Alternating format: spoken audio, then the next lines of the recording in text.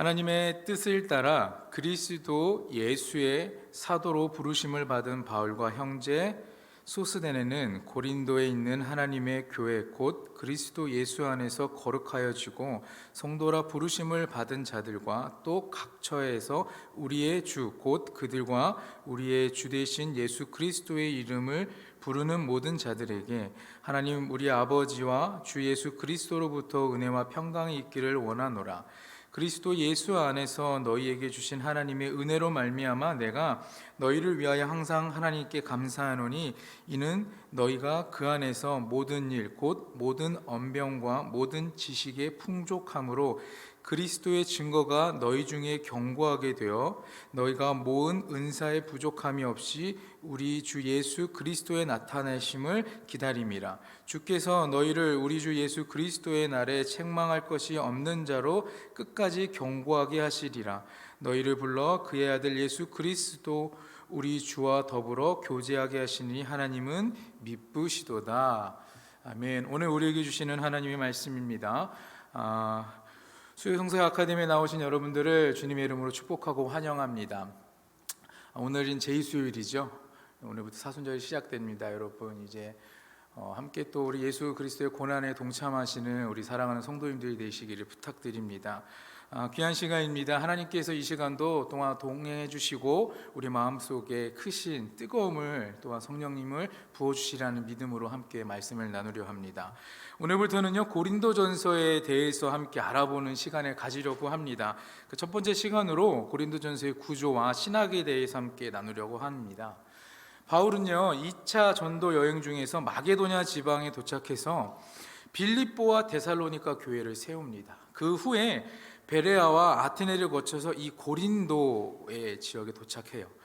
바울은요 고린도에서 비교적으로 좀 안정적인 상태로 긴 시간, 한 18개월 정도 되는 긴 시간 동안 복음을 전합니다. 바울이 이렇게 상대적으로 오랜 시간 동안 고린도에서 복음을 전할 수 있었던 이유가 있는데요. 첫 번째로는요 고린도의 복음을 전해야 한다는 확신이 있었기 때문입니다. 그리고 또 하나는요 복음의 동역자들을 만날 수 있었습니다. 아굴라와 브리스길라도 있고요 유대의 그리스인 부부들도 만났습니다. 그리고 세 번째는요 빌립보 성도들의 후원금을 가지고 가고 있던 실라와 디모데가 고린도에서 바울과 합류했기 때문이기도 하고요. 마지막으로는 아가야 지방 총독에게 바울은 무죄를 선고받고 고린도 성도들은요 바울에게 복음을 듣고 회심하게 됩니다. 그리고 나름 복음 양육과 교육을 받고 바울에 의해서 고린도 교회가 세워지게 되기 때문에 바울은 조금 비교적 안정적으로 이 고린도 지역에서 오랜 시간 복음을 전할 수 있었다고 합니다. 고린도전서 5장 9절에 따르면 이런 자를 사탄에게 내주었으니 이는 육신은 멸하고 영은 주의 예수의 날에 구원을 받게 하려 함이라 이렇게 기록합니다. 바울이 고린도 이전에 고린도 교회에 보낸 편지가 있었다는 것을 알 수는 있지만 우리는요 그 서신에 대해서 정확하게는 알 수 없다는 것입니다. 우리가 알 수 있는 건 이 고린도 전서의 이 서신 편지밖에 없는 것이죠. 바울이 고린도 전서를 쓰게 된 동기와 목적도 우리는 좀 알아야 합니다. 첫 번째로는요 고린도 성도들 안에서 분쟁이 있었습니다. 그 분쟁이 있는 걸 알고서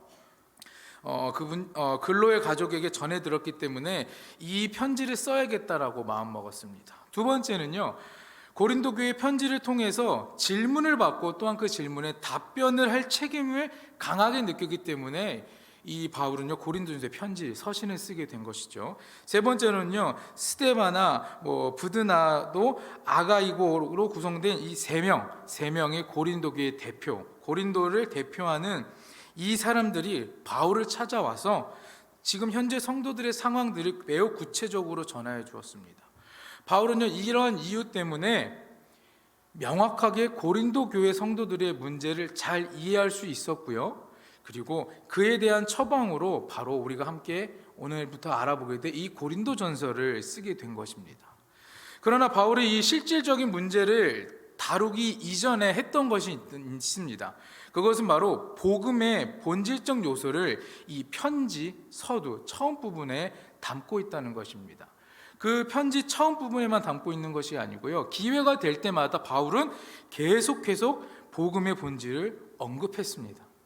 본문 2절을 보면요, 그리스도 예수 안에서 거룩하여지고 성도라 부르심을 입은 고린도 성도들에게 십자가에 달리심으로써 구원을 이루신 예수 그리스도와 또한 부활하셔서 장차 재림하실 예수 그리스도에 대해 새롭고 분명하게 인식하고 있었다라는 것입니다.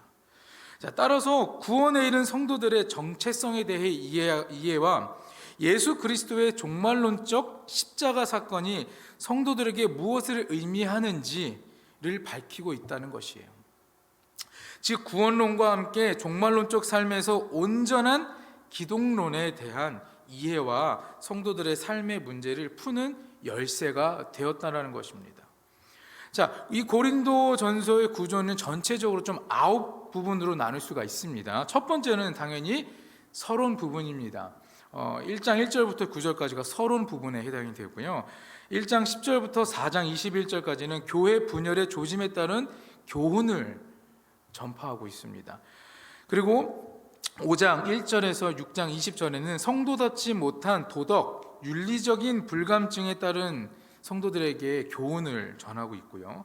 또한 7장 1절부터 40절까지는 결혼에 대하여, 또한 8장 1절에서 11장 1절까지는 우상에 바쳐진 음식에 대한 교훈, 11장 2절에서 14장 40절에는 공동예배에 대한 교훈을, 15장 1절에서 58절까지는 부활에 대한 교훈, 16장 1절에서 9절은 연보에 대한 교훈과 바울의 계획, 마지막 16장 10절에서 24절에 이 고린도전서의 결론 부분을 총 이렇게 9가지 부분으로 나눌 수가 있습니다. 자, 우리가 지금 보면 이 9가지 부분을 구조에 대해서 나눠봤는데, 이것보다 더욱더 중요한 게 무엇이냐면 이 고린도전서에 나타난 신학적인 메시지입니다. 이 신학적인 메시지를 이해하기 위한 이 단초들이 몇 가지가 있는데, 바울은요 아쉬움을 넘어서 황당하게까지 한 그 성도들의 소식을 들었습니다. 문제투성이었습니다. 서신 첫머리를 매우 문제투성이었지만 그런 성도들을 위해서 바울은 서신 맨 앞에 매우 의미 있게 시작을 합니다. 바울은 그들에게 성도 안에서 문안을 올릴 뿐만 아니라요, 그들에 대해 하나님께 감사하는 여유를 먼저 전한 후에 그 성도들의 문제와 잘못된 것을 고쳐 나갈 수 있게 교훈을 전했다라는 것입니다. 실제로 고린도전서 1장 1절과 9절, 오늘의 본문 말씀이죠.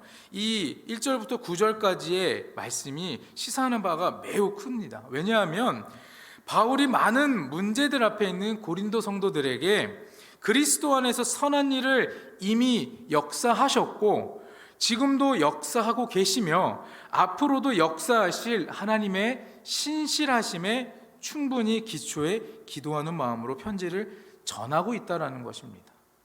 자, 다시 말해서 고린도전서의 신학적 메시지는요, 선교사의 열정과 목자의 통찰을 통한 바울의 뜨거운 심령을 활자로 적어 나간 것이 바로 이 고린도전서의 신학적인 메시지인 것입니다. 바울은요 1장 10절에서 16장 4절까지 고린도 성도의 문제의 구체적인 상황을 이해하면서도 또한 목양적 차원에서 문제들을 하나하나씩 풀어나갔습니다. 이런 처방 속에서 바울의 신론, 기독론, 성경론, 인간론, 구원론, 교회론, 종말론 이런 것들이 굉장히 자연스럽게 모든 문맥에서 드러나고 있다는 것입니다.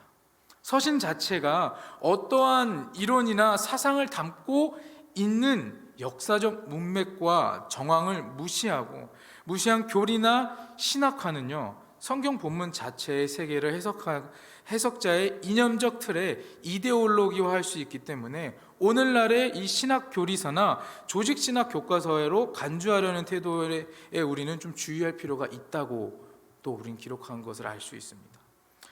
자, 바울은요 먼저 근로의 종들에 의해서 알게 된 내용들을 1장 10절에서부터 6장 20절에 걸쳐서 성도들에게 답변하고 교훈합니다. 성도들 사이에서는요 경쟁적인 분열이 있었습니다.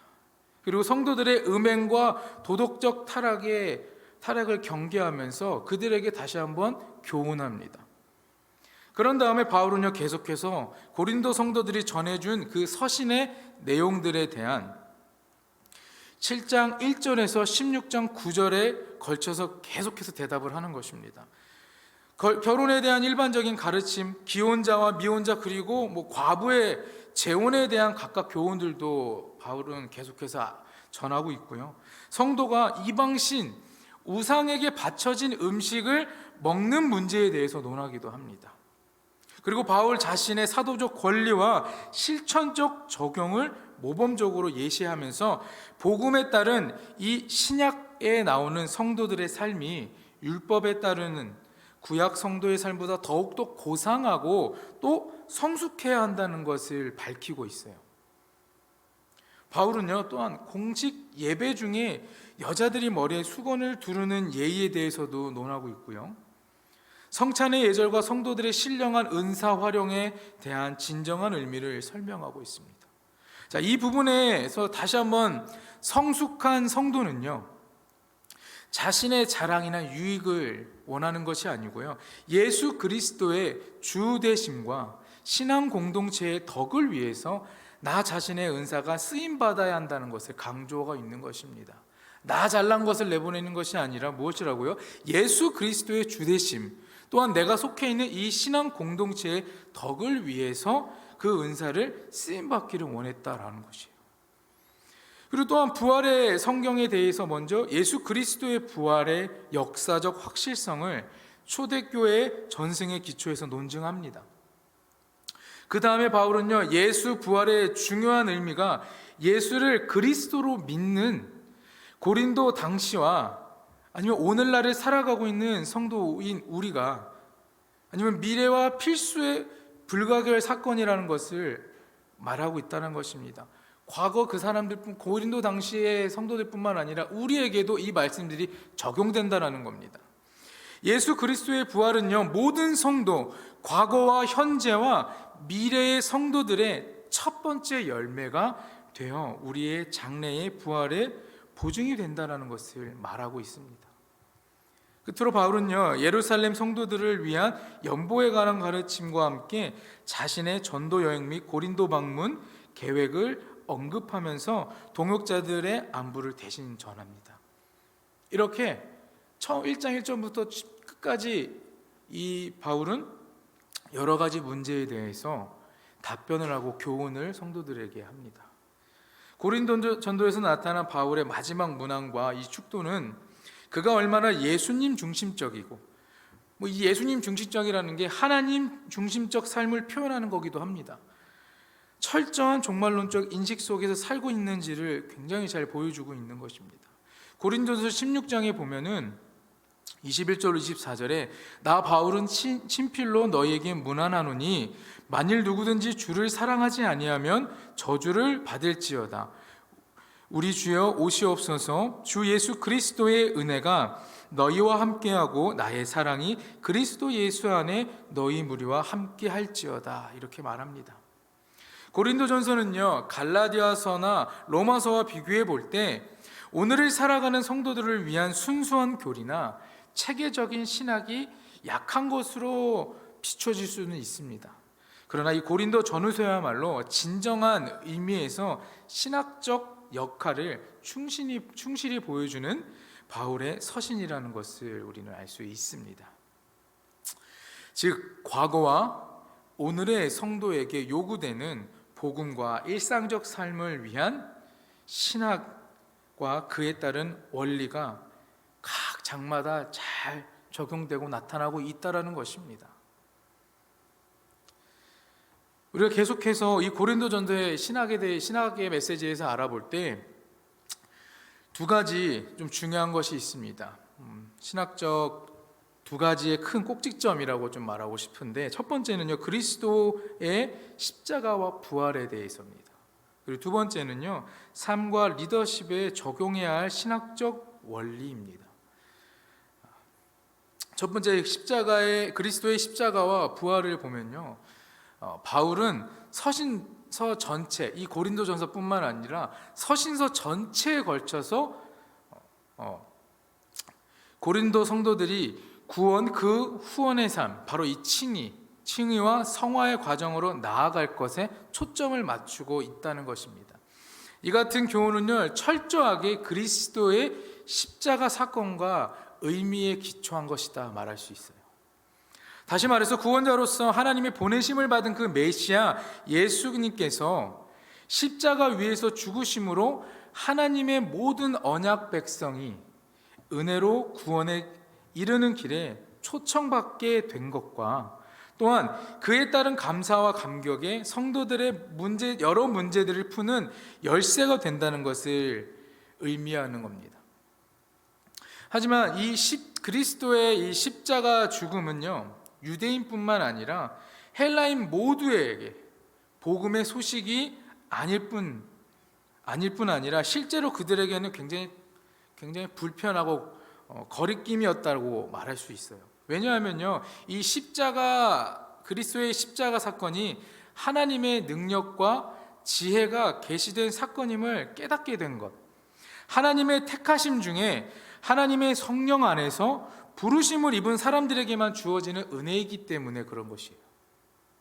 따라서 그리스도의 십자가 메시지 안에서 기독론과 구원론, 또한 성령론, 종말론, 그리고 인간론이 상호 깊이 관계되어 있다는 것을 볼 수 있습니다. 사실 마지막 부분에서는요, 그리스도의 부활이 다뤄지는데 무엇보다 그리스도의 죽으심, 1장에 나타나는 그리스도의 죽으심과 15장에 나타나는 그리스도의 살아나심은 성도의 일상의 바로 처음과 마지막과 같은 신앙의 중심을 차지하는 메시지라고도 말할 수가 있습니다. 이와 같이 그리스도 안에 나타난 하나님의 계획과 뜻을 온전히 알지 못하는 자는요, 육신에 속하지 아니할지라도 육신에 속한 자가 되고, 그런 성도라 말하지만 삶에서는 성도답지 못한 행실을 드러내는 연약한 사람이 된다는 것입니다. 나는 육신에 속하지 않았다라고 하나님 앞에 자신 있게 얘기하지만 우리는 육신에 속한 사람인 것이고요, 나는 그렇지 않다고 얘기하지만 나의 삶은 어떻습니까? 정말 나의 현실의 삶은요, 정말 누구보다도 육신에 더욱 깊이 빠져 있는 사람이라는 것입니다. 5장부터 15장의 고린도에 나타난 성도들의 여러 가지 문제를 바울은 계속해서 답변하고 있습니다. 자, 이런 점에서 그리스도의 십자가와 부활에 대한 신학의 복음적 메시지는요, 회심을 일으키는 하나님의 능력일 뿐만 아니라 그리스도인의 구원, 윤리적 삶의 끊임없는 변화와 성숙을 요구하는 하나님의 지혜라는 것입니다. 따라서 구원 이후의 성도의 삶은요, 그리스도의 십자가 고난과 부활의 영광 안에 함께 연합된 종말론적 긴장이 요구된다는 것입니다. 두 번째는 삶과 리더십에 적용해야 할 신학적 원리입니다. 7가지가 있는데요, 7가지만 여러분과 함께 나누고 마무리하려고 합니다. 삶과 리더십에 적용해야 될 것, 첫 번째는요, 누가 나를 불렀는가인 것입니다. 누가 나를 불렀는가? 바울은 1장 1절에 자신의 목회의 리더십의 뿌리는 하나님과 예수 그리스도에 기초하고 있음을 말하고 있습니다. 그리고 17절 상반전에서도 그리스도께서 나를 보내심은 이라고 언급하며 자신은요, 그리스도에게 부르심을 입은 자라고 말합니다. 그러면서 부르심을 입은 자라는 소명의식을 철저하게 보여주고 있어요. 물론 바울은요, 잊을 수 없는 이 다메섹에서의 그 회심과 소명의 기초를 가지고 있지만 그 이후에도 그는 계속해서 경험을 통해 자신의 그 소명과 사명을 새롭게 했다는 것을 우리는 알 수 있습니다. 그리고 바울의 소명은요, 바로의 그 소명의식은 성령의 나타남과 도우심으로 우리의 삶의 현장에서 열매를 맺게 된 것도 우리가 주목해야 된다는 것입니다. 이런 점에서 바울은 한 사람의 그리스도인 또한 복음의 사역자로서 그의 리더십의 소명을 의식과 함께 인식하고 있었다는 것을 우리는 알아야 되는 것입니다. 누가 나를 불렀는가? 여기서는 이렇게 목회자, 리더라고 얘기하지만 우리 사랑하는 성도님들도 어느 곳에서 다 리더이고 목회자이지 않습니까? 한 속회에서, 한 부서에서 모든 공동체를 이끌어가는, 아니면 여러분의 가정 가운데서 가정을 이끌어 가시는 리더이지 않습니까? 이것이 단연 우리가 기독교인 그 기독교 공동체에만 속한 것이 아니라는 것입니다. 예수를 믿는 우리가, 그리스도를 믿는 우리가 속해 있는 모든 공동체에서 다 적용이 된다는 겁니다. 우리는 예수 그리스도께서 부르신, 예수 그리스도께 부르심은 입은 자이기 때문에 우리는 그 소명의식을 잘 기억해야 된다는 것입니다. 내가 잘나서 이렇게 앞에 있고 리더가 되는 것이 아니라 나를 누가 불렀는지를 우리가 늘 기억해야 된다는 말입니다. 두 번째는요, 사역자들은 누구인가? 동역과 섬김의 원리인데요, 바울은요 고린도 성도들을 위해서 본인이 열심히 사역했고 또한 자신과 함께 사역한 아볼로를 거론합니다. 그러면서 자신들은요 하나님께 속한 자들이라고 말합니다. 이런 면에서 고린도 교회 개척자였던 바울은요 복음을 심은 자라고 말해요. 또한 후임자였던 아볼로는요 물을 주는 사람이라고 묘사합니다. 그리고 최종적으로 그것을 심은 것을 자라게 하는 것이 사람이 아니라 하나님이시라는 것을 강조합니다. 복음을 심은 자는 바울이고 그 복음이 자랄 수 있게 물을 주는 사람은 아볼로이며 그 모든 것 최종적으로 정말 자라게 하는 것은 우리가 아닌, 사람이 아닌 하나님이다라는 것입니다. 바울은 자신과 아볼로의 관계를 중심으로 다른 사역자들과의 관계를 설명합니다. 바울이 다른 사역자들과의 관계에서 보여주는 리더십이 있는데 그것이 뭐냐면 동역하는 모습입니다. 동역하는 모습. 개인이나 자신들이 일이 아닌 나 개인적인 것이 아니라 하나님의 일을 하는, 하나님께 속한 동역자로서 같은 목적을 가지고 하나님의 일을 한다는 것입니다. 이 교회에서 여러분, 우리가 헌신하고 봉사하는 것이 나를 위한 것입니까? 아니죠. 우리를 구원하시고 우리를 살리신 하나님을 위한 것이지 않습니까? 모든 것이 하나님을 위한 것인데 이 안에서 나만을 생각하고 나 개인적인 것을 생각하는 것이 아니라 함께 사역하는 그들과의 경쟁이 아닌 동역하는 모습을 보였다라는 것입니다. 하나님께 속한 동역자의 모습으로 하나님께서 보여주신 한 가지의 그 목표점을 바라보고 함께 나아가고 이랬다라는 것입니다. 21절에 그런즉 누구든지 사람을 자랑하지 말라고 합니다. 하나님의 백성들의 모임인 이 교회가 분열에 이를 정도로 우리는요 사람을 우선으로 합니다. 또한 그것들 자랑하고요, 나 자신을 자랑하고 내가 갖고 있는 것을 자랑하고 옆에 있는 사람을 자랑하기 바쁩니다. 또한 안타깝게도 그런 자랑에 우쭐해하는 사역자들이 모두 옳지 않다라는 것을 고린도전서에서 말하고 있어요. 이 교회는 나의 이름을 높이고 나를 높이는 것이 아니라 하나님의 이름을 높이고 하나님께 영광되는 삶을 보이는 곳이지 않습니까? 물론 내가 한 것을 하나님께 자랑스럽게 얘기하고 막 높이고 싶지만 그러는 순간 우리 마음 가운데는 틈이 생기고 그 안에 사탄 마귀가 그 틈을 역시나 노리고 있다 들어와 버린다는 것입니다. 그러면 하나님께 올려야 될 그 모든 것이 내가 취하게 되고 하나님의 이름을 높이는 것이 아니라 나의 이름을 높이는 실수를 범하게 된다는 것입니다.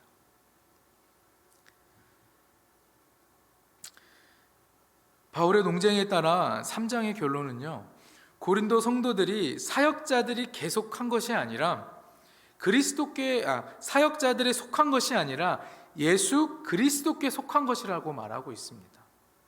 당시 고린도 성도들이 서로 우리는 누구누구에게 속하였다 하고 나는 누구의 사람이다라고 주장을 하면서 발생한 이 교회 안에서의 분쟁에 대해 바울은 유사한 표현을 사용하면서 그들의 말과 그들의 분쟁에 대해서 완전히 반전시켜 버립니다. 너희는 어떤 지도자에 속한 것이 아니라 어떤 지도자들이 너희에게 속했다라는 것을 얘기합니다. 우리 성도가 어떤 교회 목회자, 어떤 전도사에게 속해 있는 것이 아니라 그 사역자들이 우리들에게 속했다라는 것을 말합니다. 21절과 22절을 한번 보면요, 그런즉 누구든지 사람을 자랑하지 말라. 만물이 다 너희 것임이라. 바울이나 아볼로나 게바나 세계나 생명이나 사망이나 지금 것이나 장래의 것이나 다 너희의 것이요, 이렇게 말합니다. 이 메시지는요, 고린도 성도들이 몇몇 지도자들을 자랑하면서 우리는 이 사람 편이다, 우리는 누구누구의 것이다, 누구누구에 속한 사람이다, 우리는 저 사람의 것이다 라고 하는 그런 주장과는 상관없이, 그들의 말과는 상관없이 주님의 사역을 맡은 지도자들이 오히려 고린도 성도들을 위해 존재하고 있다는 것을 말하는 것입니다. 오히려 고린도 성도들을 위해 존재하는 자들이 라는 것입니다. 즉 바울은 자신과 같은 사역자들이 고린도 성도들을 섬기기 위해 존재한다고 말함으로써 이 섬김의 크리스찬 리더십을 확실히 보여주고 있는 것입니다. 저희 아버님께서 목회를 하십니다. 목회를 하다 보니까 저희 아버님은 이제 은퇴가 얼마 안 남으셨고, 저희 아버님 세대의 목회는 조금 더 카리스마 리더십이 좀 많았고 강했을 때입니다. 그러다 보니까 부흥회 같은 걸 여러분 가보시면 어떨 거예요? 옛날에 그냥 믿으시기 바랍니다. 그러면 그냥 그 말 한마디에 모든 것을 그냥 생각조차 없이 그냥 아멘 아멘 하며 그 믿고 나갔다. 그게 잘못된 것은 아니지만 그랬던 그런 리더십도 있었지만, 지금은 물론 그런 리더십이 필요할 때도 있지만 리더십들이 섬김의 리더십을 가져야 된다는 것입니다. 인터넷에 한 그림을 본 적이 있습니다. 그림을 찾지 못해서 보여드리지 못하고 있습니다. 어떤 그림이냐면 큰 마차 같은 게 있습니다. 그런데 그 앞에 그 마차를 끄는 사람들이 있어요. 그리고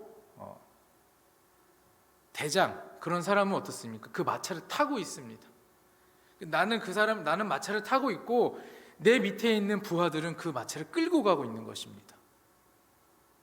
근데 진짜 리더십들은요, 그들과 함께 그 앞에 서서 그걸 끌고 간다는 것입니다. 여러분, 이것이 목회자에서만 얘기하는 것이 아니라 여러분들이 어느 곳에서는 또 리더가 될 수도 있습니다. 그러면 내 자리를, 내 위치를 가지고 위에서 누르면서 밀고 나가고 안 좋게 그런 것을 보여주는 게 아니라 그리스도께서 보여주신 섬김의 리더십은 무엇입니까? 우리를 위해 이 땅에 오시고 우리를 위해 십자가에 달려 죽으시고 가장 앞에 서서 우리를 위해 헌신하신 그 예수 그리스도의 섬김의 리더십이지 않습니까? 여러분들이 속해 있는 모든 공동체에서 우리 사랑하는 성도님들, 예수 그리스도와 같은 그런 섬김의 리더십을 가지고 계시길 부탁드립니다. 물론 우리 사랑하는 성도님들은 다 아름답고 하나님께서 인정받는 벌써 그런 리더십을 가지고 계시겠지만, 우리가 아치하는 순간 우리의 마음은 어떻다고요? 틈이 생기고 흔들려 버립니다. 그러면 정말 작은 틈이 내가 그동안 하나님께 드렸던 그 모든 마음이 나를 향한 마음으로 뒤바뀌게 되는 것이고, 내가 섬겼던 그 모습이 오히려 내가 대우를 받기 위한 자리로 바뀔 수 있다는 것을 여러분들이 좀 기억하시길 부탁드립니다. 세 번째는요, 어떤 마음을 품는가인 거예요. 어떤 마음을 품는가. 4장 14절에서 16절을 통해서 바울의 복음 사역자와 지도자로서 또 다른 귀중한 자세를 엿볼 수가 있어요. 그것은 바로 아비 같은 심정을 가진 지도자인 자신을 본받으라고 외칩니다. 6절에 보면요, 고린도 성도들을 향해서 바울은 먼저 형제들아 라고 이렇게 불러요. 그러나 14절을 보면요, 어떠냐면 같은 대상입니다. 이 고린도 교회 성도들에게 나의 사랑하는 자녀라 이렇게 부릅니다. 나아가 바울은요, 다른 사역자들과 자신을 구별합니다. 15절에 보면 그리스도 안에서 1만 스승이 있으되 아버지는 많지 아니하니 그리스도 예수 안에서 내가 복음으로써 너희를 낳았음이라. 이것이 바울 자신이 다른 사역자들과 다르다라는 것입니다. 이렇게 이야기한 바울이 다른 사람들보다 뛰어다라고 내가 자신을 과시하는 것이 아니라 고린도 성도들을 향한 이 바울의 애정, 바울의 열정이 들어있다는 것입니다. 그래서 선생으로, 가르치는 선생이 아니라 아비의 마음을 보여주고 있는 것입니다. 바울은요, 갈라디아 성도들을 향해 자신의 사역을 비유적으로 말합니다. 갈라디아서 4장에 보면 그리스도의 형상을 이루기까지 다시 해산하는 수고를 한다고 밝힙니다. 아비뿐만 아니라 어미의 심정으로 하나님의 사역을 감당하고 있다는 것을 우리는 알 수 있습니다. 고린도전서 4장 6절에서 13절에 이런 떳떳함 속에서 바울이 고린도 성도들의 교만과 방종을 책망하는 내용이 담겨 있습니다. 특히 10절에서 13절은요, 지도자인 바울의 자기 부인을 통한 겸손과 고통이 바울에게 양육받았던 고린도 성도들이 교만과 거짓된 자랑과 함께 교만과 거짓된 자랑에 대한 역설적으로 보여주고 있는 것입니다. 아버지의 마음, 가끔 이러지 않습니까? 아바 아버지라는 찬양도 읽듯이 우리가 하나님을 아버지라고 많이 부르지 않습니까? 어느 한 청소년 수련회나 집회를 가면 우리가 뭐 주여 외치고 막 기도하자라고 하지만 아빠 이렇게 부르라고 합니다. 우리 청소년식에 있는 친구들은 아버지보다는 좀 더 아빠 이런 단어가 더 편하기 때문입니다. 그러면서 어떻습니까? 아빠라고 부르는 그 대상 아버지는 어떻습니까? 진짜 모든 것을 다 우리에게 부어주시려고 하지 않습니까? 아낌없이 주는 그런 마음이지 않습니까?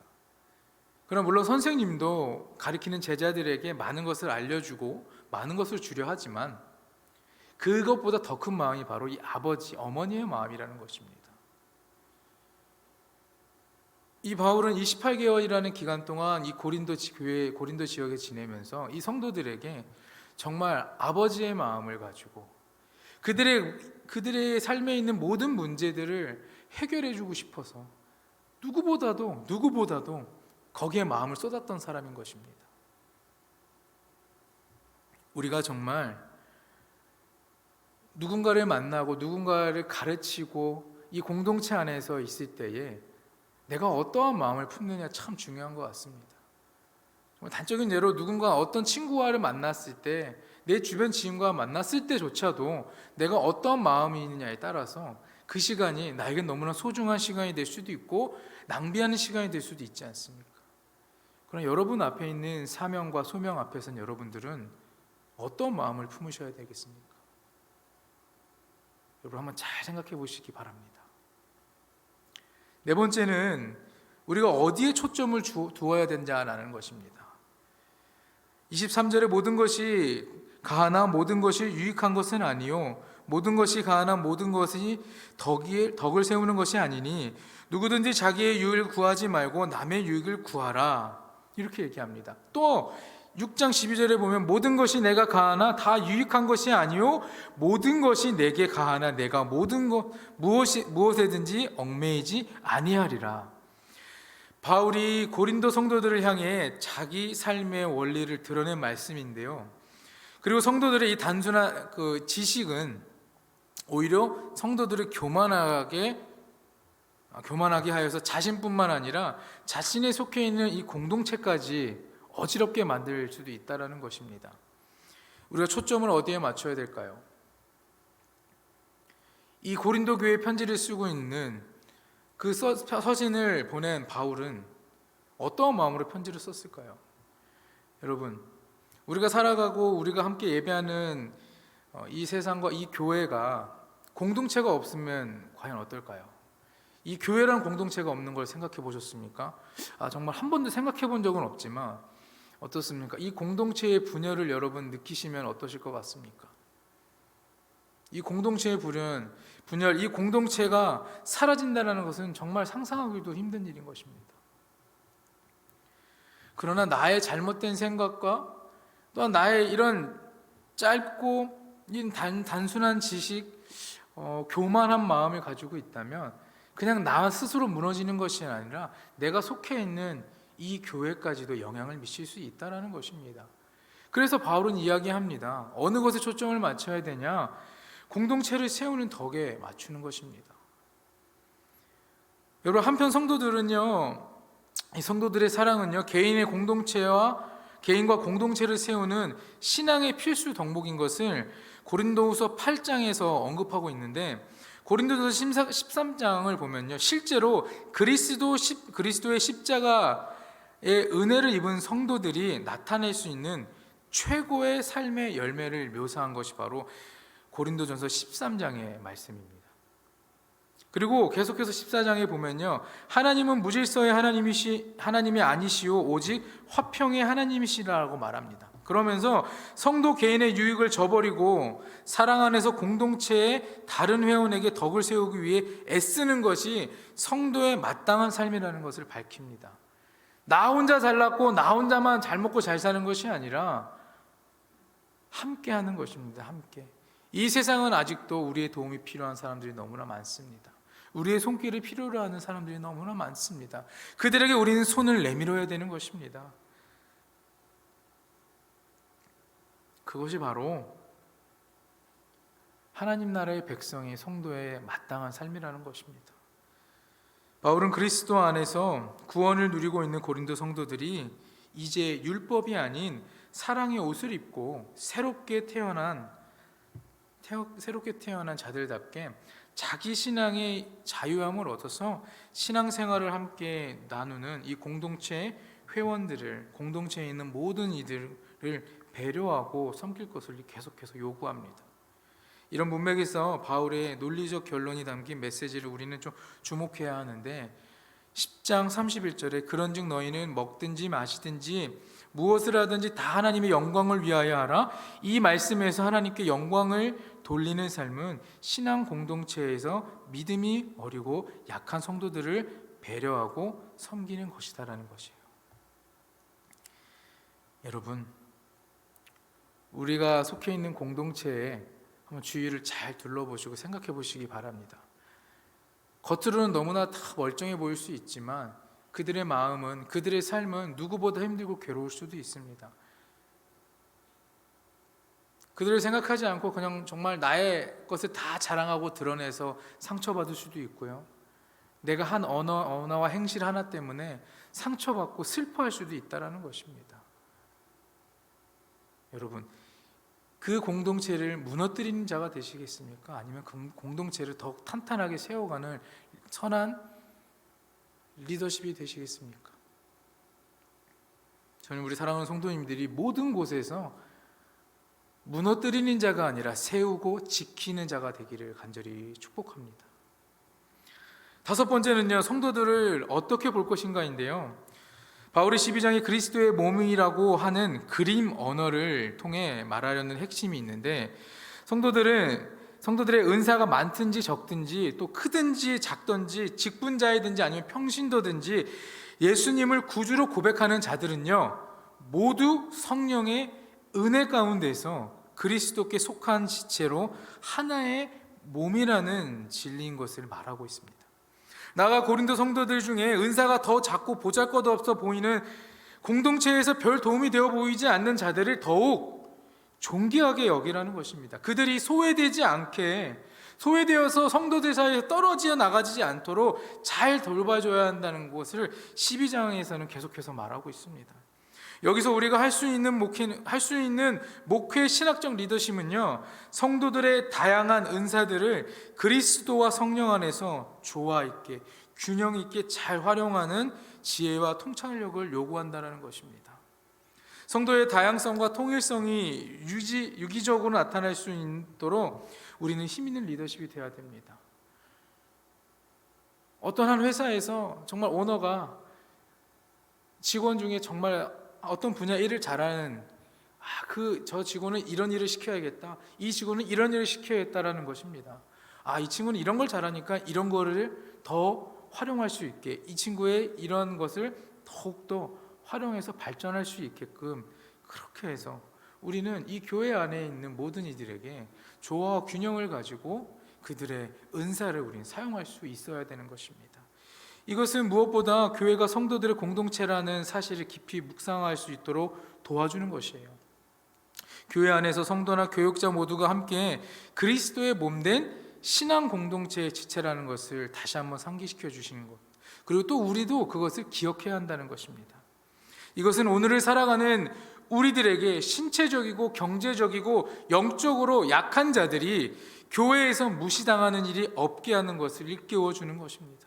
성령님이 함께하는 예배를 드리는, 또한 그런 교제를 나누는 이런 신앙 공동체, 우리 불꽃교회가 되기를 간절히 부탁합니다. 여섯 번째는 어떠한 영향력을 발휘되냐 있는 것입니다. 바울은 그리스도 예수 안에서 복음을 통해 고린도 성도들을 출산했다고 비유적으로 말하면서 담대하게 제안합니다. 4장 16절에 그러므로 내가 너희에게 권하노니 너희는 나를 본받는 자가 되라, 이렇게 말합니다. 바울의 이러한 제안과 명령은 그의 말과 행동, 즉 믿음과 삶이 상당히 성숙했다라는 것을 의미하는데, 그리고 바울의 이 영적 훈련과 성적인 그 성숙의 기준이 나옵니다. 그 기준이 무엇이냐면 바로 나사렛 예수 그리스도의 삶이라는 것입니다. 이 나사렛 예수 그리스도의 삶이 우리의 삶에도 있어야 되고 우리가 그것을 깨달아야 된다는 것이에요. 바울에게 나사렛 예수는 무엇보다도 신앙의 대상이었습니다. 나사렛에 무슨 선한 것이 나겠냐고 그렇게 조롱하는 이야기도 있었지만, 바울은요, 나사렛 예수는 바로 그의 신앙의 대상이었다는 것입니다. 이것은 고린도전서뿐만 아니라 그의 모든 서신서에 깔려있는 전제인 것입니다. 또한 이 신앙의 대상인 나사렛 예수는요, 바울에게 신앙의 모범으로 간주되고 있음을 우리는 잊지 말아야 할 것입니다. 우리의 삶도 그렇습니다.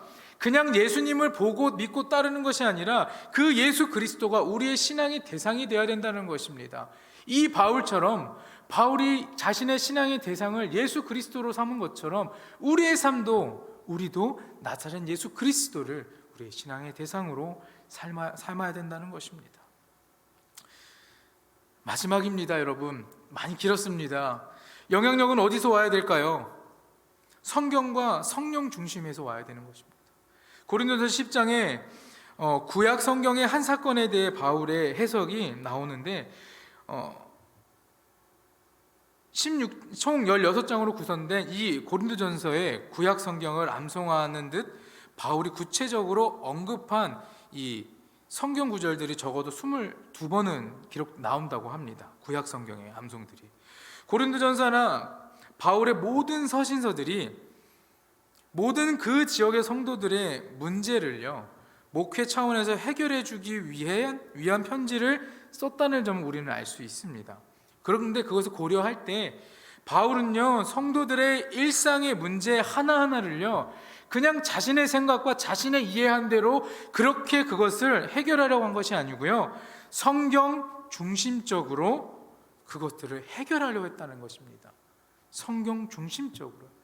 그런데 우리가 주목해야 할 것은요, 바울을 반대하는 적지 않은 유대주의자들도 있었습니다. 그들도 모세의 율법 중심으로 성경 중심적이었다는 거예요.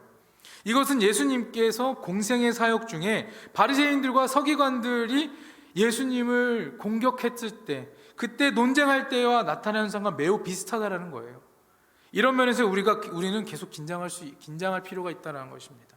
신앙인들에게 과거 유산이나 전통에만 호소하는 그런 성경적인 중심과 다른 하나인 과거 유산과 전통을 존중하면서 오늘날 우리에게 지속적으로 말씀하시는 성령님께 귀 기울일 줄 아는 성경 중심적인 그러한 마음으로 우리가 이 시대의 문제점들을 해결해 나가야 된다는 것입니다.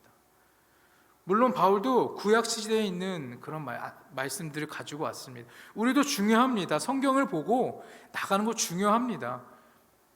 그러나 그냥 문자적인 해석이 아니라 정말 하나님께서 어떠한 것을 가지고 그 말씀을 하시고 우리에게 주시는지를 우리는 정말 그냥 내 생각과 기준이 아니고 사람의 그 잣대가 아니라 성령님이 부어주시는 대로 그 성경 중심적으로 우리는 그 문제들을 해결할 수 있어야 되는 것입니다. 먼저 무릎 꿇고 주님께 나아갈 수 있어야 한다는 것입니다. 고린도전서는요, 바울이 고린도 성도들의 삶의 문제를 선교와 목회적 차원에서 다루는 중에 기록된 서신들이었습니다. 그리고 이 서신은요, 역사적 상황과 문맥에서 고린도 성도들에게 당면한 구원 그 이후 칭의와 성화의 문제에 대해 바울의 답변을 기록한 것입니다. 바로 이 문맥에서 바울의 신앙과 신학은 너무나도 잘 드러나 있어요. 바울의 이 신앙과 신학은요, 항상 삶의 현장에서 교회 공동체를 섬기며 세워나가는 복음의 도구들이었다는 것입니다. 그리고 이 신앙과 신학은요, 세상 사람들이 꺼리고 어리석게 여기는 그리스도의 십자가에 기초한 것이라는 것을 여러분들이 다시 한번 기억하시길 부탁드립니다. 무엇보다 주목할 것은 성도들에게 답변하는 바울의 신앙과 자신의 실제적 삶에서 검증된 메시지였다라는 거예요. 그래서 내가 그리스도를 본받는 자가 되는 것 같이 너희도 나를 본받는 자가 되라는 바울의 간증을 오늘을 살아가는 우리가, 모든 하나님의 백성이 이 말을 잊지 않고 잊어버리지 않고, 또한 이 말에 오직 능력이 있다는 것을 우리가 받아들이고 비로소 그것을 소화할 수 있어야 할 것입니다. 사랑하는 여러분, 우리의 삶은 문제투성이입니다. 모든 문제의 해결은요, 인간의 기준이 아닌 것입니다. 하나님의 기준인 것입니다. 하나님께 맡기는 것입니다. 바울은 굉장한 똑똑하고 지식 있는 사람이었지만 자신의 기준이 아니라 하나님께 구했습니다.